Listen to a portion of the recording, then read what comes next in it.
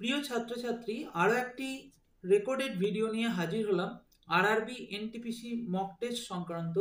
আপনারা জানেন ইতিমধ্যেই আমরা একটি সিরিজ শুরু করেছি যেখানে আরআরবি এনটিপিসি এক্সামের গুরুত্বপূর্ণ প্রশ্ন এবং তাদের উত্তর নিয়ে আলোচনা করছি।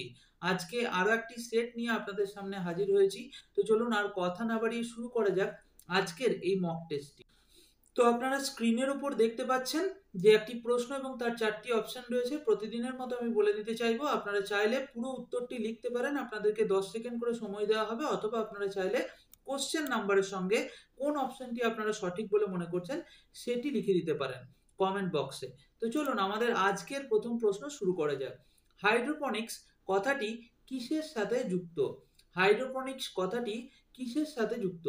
হাইড্রোজেন যুক্ত যৌগ, বংশ পরম্পরা, জল নাকি মাটি ছাড়া গাছের প্রতিপালন? হাইড্রোপনিক্স কথাটি কিসের সাথে যুক্ত? আপনারা উত্তর লেখার চেষ্টা করুন। আপনারা যদি কমেন্টে উত্তর দেন আমারও ভালো লাগবে। অবশ্যই আপনারা চেষ্টা করুন এই প্রশ্নগুলির উত্তর দেওয়ার, কারণ আরআরবি এনটিপিসি এক্সামে যে ধরনের প্রশ্ন আসে সেই সংক্রান্ত গুরুত্বপূর্ণ প্রশ্ন নিয়ে আমাদের এই মক টেস্টগুলি আয়োজন করা হচ্ছে। আপনারা অবশ্যই অংশগ্রহণ করুন। তো হাইড্রোপনিক্স কথাটি কিসের সাথে যুক্ত? হাইড্রোজেন যুক্ত যৌগ, বংশ পরম্পরা, জল নাকি মাটি ছাড়া গাছের প্রতিপালন? তো উত্তরটি আমরা একটু দেখে নিই। উত্তরটি হচ্ছে অবশ্যই মাটি ছাড়া গাছের প্রতিপালন। হাইড্রোপনিক্স গ্রিক শব্দ হাইড্রো থেকে এসেছে, যার অর্থ হলো জল, এবং পোনস, যার অর্থ হলো শ্রম। অন্য কথায় হাইড্রোপনিক্স হলো মাটি ছাড়া বাগান করা। হাইড্রোপনিক্স হলো মাটি ছাড়াই গাছপালা জন্মানোর একটি পদ্ধতি। এতে জল ভিত্তিক পুষ্টি দ্রবণ ব্যবহার করে উদ্ভিদের বৃদ্ধি নিশ্চিত করা হয়। এটি বিশেষত যেখানে চাষযোগ্য মাটি কম সেখানে ব্যবহৃত হয়। তো আমি প্রত্যেকটি প্রশ্নের সাথে সাথে তার একটি নোটস আপনাদেরকে দিয়ে দিচ্ছি, যা আপনাদের অনেক কাজে লাগবে। এই নোটসগুলি থেকেও ঘুরিয়ে ফিরিয়ে প্রশ্ন আসতেই পারে যে হাইড্রোপনিক্স কথাটি কোন দুটি শব্দের মিলন, এভাবেও কিন্তু প্রশ্ন আসতে পারে। নেক্সট কোশ্চেনে চলে যাওয়া যাক। উত্তর পূর্ব ভারতে স্থানান্তরিত কৃষির নাম কি? খুব সহজ প্রশ্ন। উত্তর পূর্ব ভারতে স্থানান্তরিত কৃষির নাম কি? দীপা, ঝুম, বাত্রা নাকি কুমারী? উত্তর পূর্ব ভারতে স্থানান্তরিত কৃষির নাম কি?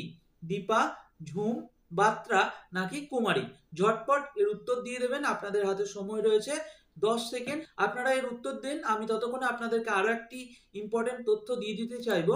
সেটি হলো আমাদের এই যে মক টেস্ট নেওয়া হচ্ছে ইউটিউব চ্যানেলে বা ফেসবুক পেজে, আপনারা যেখান থেকেই দেখছেন না কেন, তার পাশাপাশি আমাদের একটি সম্পূর্ণ মক টেস্ট সিরিজ আপনাদের জন্য রেডি করা হয়েছে, যেটি আপনারা যদি দিতে চান একদম যেভাবে অনলাইনে পরীক্ষা হয় সেভাবে দিতে পারবেন। আমি চেষ্টা করব রেলের যে এনটিপিসি এক্সাম তার যে ইন্টারফেস হয়, আমি অনেকটা সেই রকম একটা ইন্টারফেসে আপনারা সেই এক্সাম দিতে পারবেন।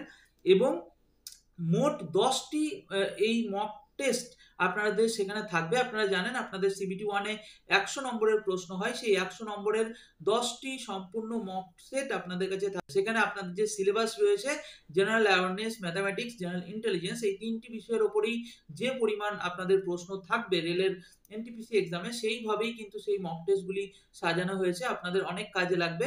তো আপনারা যদি চান সেই কোর্সে ভর্তি হতে পারেন। আরআরবি এনটিপিসি এক্সামের সিবিটি 1-এর যে মক টেস্ট, সেখানে তার বর্তমান প্রাইস হচ্ছে 99 টাকা। এখন কিন্তু এটা 99 টাকা চলছে, তবে খুব শীঘ্রই এর কিন্তু প্রাইস বেড়ে 199 টাকা হয়ে যাবে। তাই এই সুযোগ মিস করবেন না। যদি আপনারা এনটিপিসি এক্সাম দিচ্ছেন তো এই মক টেস্টটি সঙ্গে নিয়ে রাখুন, আশা করি আপনাদের অনেক কাজে লাগবে। তো চলুন আমাদের প্রশ্নে আমরা চলে যাই। উত্তর পূর্ব ভারতে স্থানান্তরিত কৃষির নাম কি? অনেকক্ষণ সময় দেওয়া হয়েছে, আমরা উত্তরটি সরাসরি দেখে নিই। উত্তরটি হলো ঝুম। উত্তর পূর্ব ভারতে ঝুম নামক স্থানান্তরিত চাষ ব্যবস্থার প্রচলন রয়েছে। এটি স্থানীয় জনসাধারণের মধ্যে প্রচলিত একটি প্রথাগত কৃষি ব্যবস্থা। নেক্সট কোশ্চেনে চলে যাওয়া যাক। ভারতের রেলওয়ে জোনের সংখ্যা কত? এটা খুব ইম্পর্টেন্ট প্রশ্ন, যেহেতু আরআরবি এক্সাম হচ্ছে, তো সুতরাং এই ধরনের প্রশ্ন আসতেও পারে। ভারতের রেলওয়ে জোনের সংখ্যা কত? ভারতের রেলওয়ে জোনের সংখ্যা কত? 16, 17, 18 নাকি 19? 16, 17, 18 নাকি 19? ভারতের রেলওয়ে জোনের সংখ্যা কত? ঝটপট এর উত্তর দেওয়ার চেষ্টা করবেন কমেন্ট বক্সে। আপনারা চাইলে কোশ্চেন নাম্বারের সঙ্গে কোন অপশনটিকে সঠিক বলে মনে করছেন সেটিও লিখে দিতে পারেন। ভারতের রেলওয়ে জোনের সংখ্যা কত? তো চলুন আমরা উত্তরটি দেখে নিই। উত্তরটি হলো 17টি। ভারতে বর্তমানে 17টি রেলওয়ে জোন রয়েছে। প্রতিটি জোনের আলাদা সদর দপ্তর থাকে যা সুনির্দিষ্ট অঞ্চল পরিচালনার দায়িত্ব পালন করে। নেক্সট কোশ্চেনে চলে যাওয়া যাক। কলকাতা মাদ্রাসা কত সালে প্রতিষ্ঠিত হয়? কলকাতা মাদ্রাসা কত সালে প্রতিষ্ঠিত হয়? 1781, 1782, 1783 নাকি 1784? কলকাতা মাদ্রাসা কত সালে প্রতিষ্ঠিত হয়? 1781, 1782, 1783 নাকি 1784 সালে? আপনাদের বলতে হবে এর সঠিক উত্তর কোনটি। কলকাতা মাদ্রাসা কত সালে প্রতিষ্ঠিত হয়? তো কিছুক্ষণ আপনাদের কাছে সময় রয়েছে এর উত্তর দেওয়ার। আমি কিছুক্ষণ ওয়েট করে নিচ্ছি আপনাদের উত্তর দেওয়ার জন্য। কলকাতা মাদ্রাসা কত সালে প্রতিষ্ঠিত হয়? তো চলুন আমরা উত্তরটি দেখে নিই। উত্তরটি হলো 1781 সালে কলকাতা মাদ্রাসা প্রতিষ্ঠিত হয়েছিল এবং এটি ভারতের প্রথম আধুনিক মাদ্রাসা ও মুসলিম শিক্ষার ক্ষেত্রে একটি গুরুত্বপূর্ণ ভূমিকা পালন করে। এখানে আরো একটি তথ্য বলে দেবো, কোথাও কোথাও কিন্তু মতান্তরে 1780ও লেখা থাকে। 1780 অথবা 81 যে অপশনটি থাকবে অবশ্যই সেই অপশনটিকে আপনারা টিক করবেন। কলকাতা মাদ্রাসা কত সালে প্রতিষ্ঠিত হয়? নেক্সট কোশ্চেনে চলে যাই। বোতলের ছিপি খোলার যন্ত্র কোন শ্রেণীর লিভার?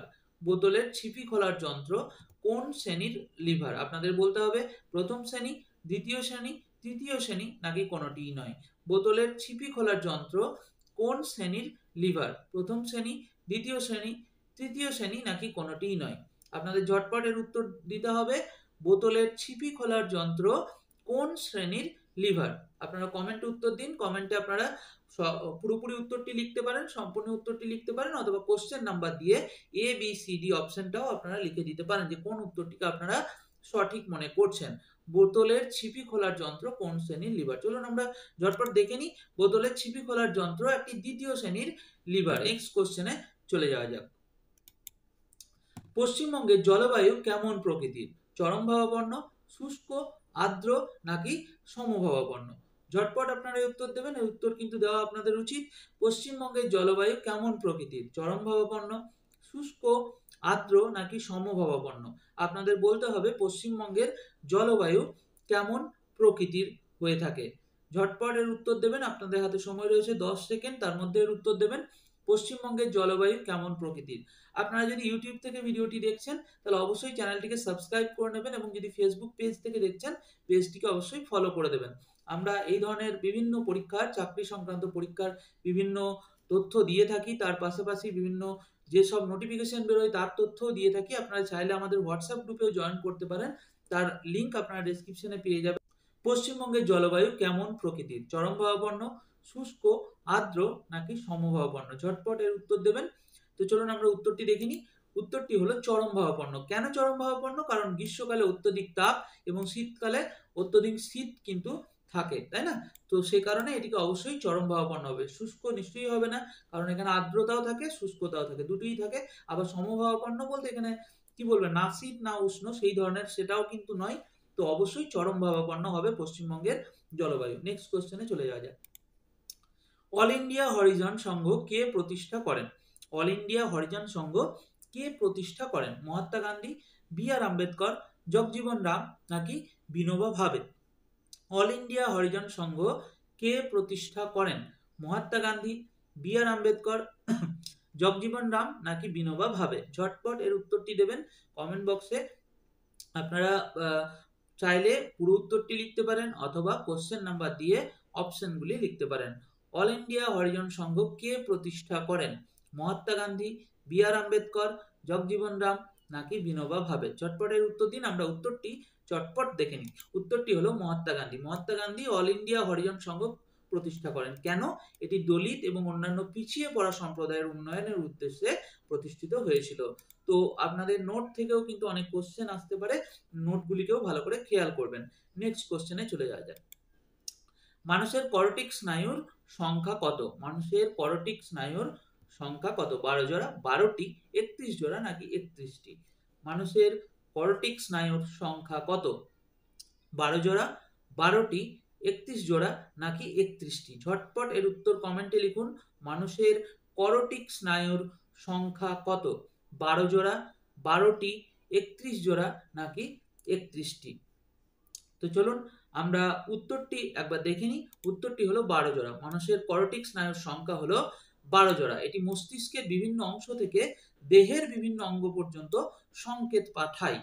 ঠিক আছে, নেক্সট কোশ্চেনে চলে যাওয়া যাক। মেটাল ডিটেক্টরে কোন রশ্মি ব্যবহার করা হয়? আবারও বলছি, খুব গুরুত্বপূর্ণ প্রশ্ন এবং তাদের উত্তর নিয়ে আমাদের এই মক টেস্টের আয়োজন করা হচ্ছে। আপনারা প্রত্যেকটি মক টেস্ট ফলো করুন, অবশ্যই আপনাদের কাজে লাগবে আগামী আরআরবি এনটিপিসি পরীক্ষায়। মেটাল ডিটেক্টর কোন রশ্মি ব্যবহার করা হয়? ইনফ্রারেড, ইউভি রশ্মি, লেজার রশ্মি নাকি এক্স রশ্মি? মেটাল ডিটেক্টরে কোন রশ্মি ব্যবহার করা হয়? ইনফ্রারেড, ইউভি রশ্মি, লেজার রশ্মি নাকি এক্স রশ্মি? ঝটপট এর উত্তর দিন কমেন্টে। তো চলুন আমরা উত্তরটি একবার দেখে নিই। উত্তরটি হলো এক্স রশ্মি। মেটাল ডিটেক্টরে এক্স রশ্মি ব্যবহার করা হয়। এই মেটাল ডিটেক্টর অ্যাকচুয়ালি কি করা হয়? ধাতব বস্তু চিহ্নিত করতে সাহায্য করে এই মেটাল ডিটেক্টর। আপনারা দেখে থাকেন বিভিন্ন শপিং মল, বিভিন্ন জায়গায় যেখানে সেফটির ব্যাপার থাকে সেখানে এই মেটাল ডিটেক্টর ইউজ করা হয়, যাতে কিনা কোনো ধাতব বস্তু আপনার কাছে রয়েছে কিনা সেটা চেক করা হয়। নেক্সট কোশ্চেনে চলে যাওয়া যাক। নিম্নের কোন শস্যটি মাটিতে নাইট্রোজেন বৃদ্ধি করে? নিম্নের কোন শস্যটি মাটিতে নাইট্রোজেন বৃদ্ধি করে? সূর্যমুখী, মটরশুঁটি, আলু নাকি জোয়ার? কোন শস্যটি মাটিতে নাইট্রোজেন বৃদ্ধি করে? সূর্যমুখী, মটরশুঁটি, আলু নাকি জোয়ার? ঝটপট এর উত্তর কমেন্টে জানাবেন। আপনাদের কি মনে করেন নিম্নের কোন শস্যটি নাইট্রোজেন বৃদ্ধি করে মাটিতে? সূর্যমুখী, মটরশুঁটি, আলু নাকি জোয়ার? চলুন আমরা উত্তরটি দেখে নিই। উত্তরটি হলো মটরশুঁটি। মটরশুঁটি এবং অন্যান্য লেগিউম শস্য, মানে দানা শস্য যেগুলো হয় সেগুলোর ক্ষেত্রে নাইট্রোজেন বৃদ্ধি করে। কেন? এগুলো শিকড়ে থাকা রাইজোবিয়াম ব্যাকটেরিয়া বায়ুমণ্ডলীয় নাইট্রোজেনকে ফিক্স করে, মানে এদের নাইট্রোজেনকে বৃদ্ধি করে মাটির মধ্যে, এই মটরশুঁটি জাতীয় শস্য। ক্লিয়ার? নেক্সট কোশ্চেনে চলে যাওয়া যাক। হেক্টর প্রতি গম উৎপাদনে ভারতের কোন রাজ্য প্রথম? হেক্টর প্রতি গম উৎপাদনে ভারতের কোন রাজ্য প্রথম? পশ্চিমবঙ্গ, উত্তরপ্রদেশ, পাঞ্জাব নাকি দিল্লি? হেক্টর প্রতি গম উৎপাদনে ভারতের কোন রাজ্য প্রথম? পশ্চিমবঙ্গ, উত্তরপ্রদেশ, পাঞ্জাব নাকি দিল্লি? ঝটপট আপনার কোন উত্তরটি সঠিক বলে মনে হচ্ছে কমেন্টে জানাবেন। হেক্টর প্রতি গম উৎপাদনে ভারতের কোন রাজ্য প্রথম? কমেন্টে আপনার উত্তরটি জানান, ততক্ষণে আমরা উত্তরটি দেখে নিই। উত্তরটি হলো পাঞ্জাব। পাঞ্জাব হেক্টর প্রতি গম উৎপাদনে ভারতে প্রথম। নেক্সট কোশ্চেনে চলে যাওয়া যাক। নিচের কোন ঔষধটি রাতকানা লোকের প্রয়োজন? নিচের কোন ঔষধটি রাতকানা লোকের প্রয়োজন? Vitamin A, vitamin B, vitamin D নাকি আয়োডিন? নিচের কোন ঔষধটি রাতকানা লোকের প্রয়োজন? Vitamin A, vitamin B, vitamin D নাকি আয়োডিন? ঝটপটের উত্তর দেবেন। আপনারা চাইলে শুধুমাত্র কোশ্চেন নাম্বার দিয়ে আর শুধুমাত্র অপশনটি উল্লেখ করতে পারেন। নিচের কোন ঔষধটি রাতকানা লোকের প্রয়োজন? চলুন আমরা উত্তরটি দেখে নিই। উত্তরটি হলো ভিটামিন এ। ভিটামিন এর অভাবে রাতকানা রোগ হয়। ভিটামিন এ সমৃদ্ধ খাদ্য যেমন গাজর, পালং শাক রোগ প্রতিরোধ সহায়ক। তো আমাদের এইভাবেও গুড়িয়ে প্রশ্নটি আসতে পারে যে ভিটামিন এ কোন ধরনের সবজিতে রয়েছে। তো সেক্ষেত্রে গাজর উত্তর হতে পারে বা পালং শাক উত্তর হতে পারে, যা ভিটামিন এ সমৃদ্ধ একটি খাবার। তো এবং এটি রাতকানা রোগ প্রতিরোধ করে। নেক্সট কোশ্চেনে চলে যাওয়া যাক। হৃদস্পন্দন উৎপন্ন হয় এবি নোড থেকে, এসএ নোড থেকে, নিলয় থেকে নাকি অলিন্দ থেকে? কোথায় থেকে হৃদস্পন্দন উৎপন্ন হয়? এবি নোড থেকে, এসএ নোড থেকে, নিলয় থেকে নাকি অলিন্দ থেকে? আপনারা কমেন্টে অবশ্যই উত্তর জানান। হৃদস্পন্দন উৎপন্ন হয় এবি নোড থেকে, এসএ নোড থেকে, নিলয় থেকে নাকি অলিন্দ থেকে? ঝটপট এর উত্তর জানান কমেন্টে। আপনারা কি মনে করছেন হৃদস্পন্দন উৎপন্ন হয় এবি নোড থেকে, এসএ নোড থেকে, নিলয় থেকে নাকি অলিন্দ থেকে? চলুন আমরা উত্তরটি দেখে নিই। উত্তরটি হলো এসএ নোড থেকে। এসএ এর ফুল ফর্ম কি? সাইনোঅ্যাট্রিয়াল। অনেক সময় হয়তো এর পুরোটাও বলে দিতে পারে, তো সে কারণেই আমি বলছি নোটস গুলো কিন্তু আপনাদের খুব ইম্পর্টেন্ট।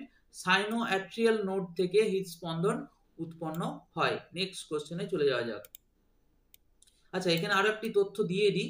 একে হৃদয়ের প্রাকৃতিক পেসমেকার বলা হয়। তো এই এসএ নোডকে হৃদয়ের প্রাকৃতিক পেসমেকার বলা হয়। এটাও কিন্তু প্রশ্ন আসতে পারে, ঘুরিয়ে ফিরিয়ে কিন্তু প্রশ্ন আসবে আপনাদের। একদম সঠিক উত্তর সোজাসুজি প্রশ্ন নাও পেতে পারেন, তাই অবশ্যই একটু ডিটেলে পড়া উচিত। নেক্সট কোশ্চেনে চলে যাওয়া যাক। রজত বিপ্লব কিসের সাথে সম্পর্কিত? রজত বিপ্লব কিসের সাথে সম্পর্কিত? আলুর উৎপাদন, সারের উৎপাদন, মুরগির ডিম উৎপাদন নাকি চাষের সামগ্রিক উন্নয়ন? রজত বিপ্লব কিসের সাথে সম্পর্কিত? আলুর উৎপাদন, সারের উৎপাদন বৃদ্ধি, মুরগির ডিম উৎপাদন নাকি চাষের সামগ্রিক উন্নয়ন? আমি আবারও বলছি, আপনাদের জন্য খুব গুরুত্বপূর্ণ প্রশ্ন এবং তার উত্তর এই মক টেস্টগুলিতে আলোচনা করা হচ্ছে। আপনাদের অনেক কাজে লাগবে। রেগুলার বেসিসে ফলো করুন আমাদের পেজটিকে। যদি আপনি ফেসবুক থেকে দেখছেন ফলো করে দিন, যদি আপনি ইউটিউব থেকে দেখছেন চ্যানেলটিকে সাবস্ক্রাইব করে দিন। রজত বিপ্লব কিসের সাথে সম্পর্কিত? আলুর উৎপাদন, সারের উৎপাদন, মুরগির ডিম উৎপাদন নাকি চাষের সামগ্রিক উন্নয়ন? তো চলুন আমরা উত্তরটি দেখে নিই। উত্তরটি হলো মুরগির ডিম উৎপাদন। রজত বিপ্লব অনেক সময় কি হয় রূপালী বিপ্লব হিসেবেও বলতে পারে, তো দুটিকেই মনে রাখবেন, জিনিসটা একই, মুরগির ডিম উৎপাদনের সাথে সম্পর্কিত। এটি কৃষি ও খাদ্য উৎপাদন বাড়াতে একটি উদ্যোগ। শ্রীমতী ইন্দিরা গান্ধী একটি রূপালী বিপ্লব ধারণা নিয়ে এসেছিলেন, তাই তাকে ভারতের রূপালী বিপ্লবের জনক করে তোলেন। তো এইভাবেও প্রশ্নটি দিতে পারে যে রূপালী বিপ্লবের জনক কাকে বলা হয়? শ্রীমতী ইন্দিরা গান্ধীকে। তো এইভাবেও কিন্তু প্রশ্ন আসতে পারে। এতে দেশে হাঁস মুরগির খামার বৃদ্ধির জন্য উন্নত পদ্ধতি বা প্রযুক্তি ব্যবহার করা হয় এবং যার ফলস্বরূপ কি হয়? মুরগির ডিম উৎপাদন বৃদ্ধি পায়। নেক্সট কোশ্চেন এবং লাস্ট কোশ্চেন আজকের মক টেস্টের আমরা জেনে নিই। পাইকারা জলপ্রপাত কোন রাজ্যে অবস্থিত? পাইকারা জলপ্রপাত কোন রাজ্যে অবস্থিত? তামিলনাড়ু, মিজোরাম, ঝাড়খণ্ড নাকি মধ্যপ্রদেশ? পাইকারা জলপ্রপাত কোন রাজ্যে অবস্থিত? তামিলনাড়ু, মিজোরাম, ঝাড়খণ্ড নাকি মধ্যপ্রদেশ?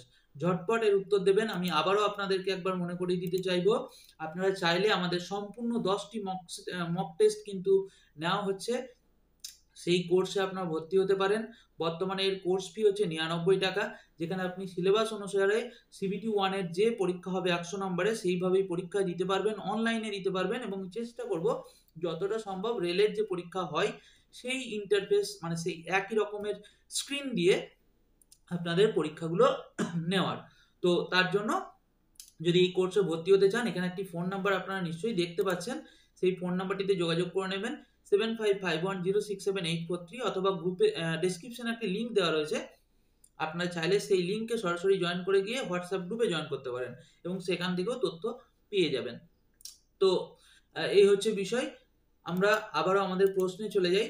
পাইকারা জলপ্রপাত কোন রাজ্যে অবস্থিত? তামিলনাড়ু, মিজোরাম, ঝাড়খণ্ড নাকি মধ্যপ্রদেশ? চলুন ঝটপট উত্তরটি দেখে নিই। উত্তরটি হলো তামিলনাড়ু। পাইকারা জলপ্রপাত তামিলনাড়ুতে অবস্থিত। এটি একটি বিখ্যাত পর্যটন স্থান এবং প্রকৃতির সৌন্দর্যের জন্য পরিচিত। আশা করি আপনাদের এই মক টেস্টগুলি ভালো লাগছে। কেমন লাগছে কমেন্টে অবশ্যই জানাবেন। আজকের এই মক টেস্টটি এখানেই শেষ করছি। আবারও ফিরে আসবো নতুন মক টেস্ট নিয়ে, খুব গুরুত্বপূর্ণ প্রশ্ন এবং তাদের উত্তর নিয়ে। আমাদের সাথে থাকুন, আপনাদের অনেক উপকার হবে আগামী RRB NTPC এক্সামের জন্য। এখানেই শেষ করছি। ভালো থাকবেন, সুস্থ থাকবেন।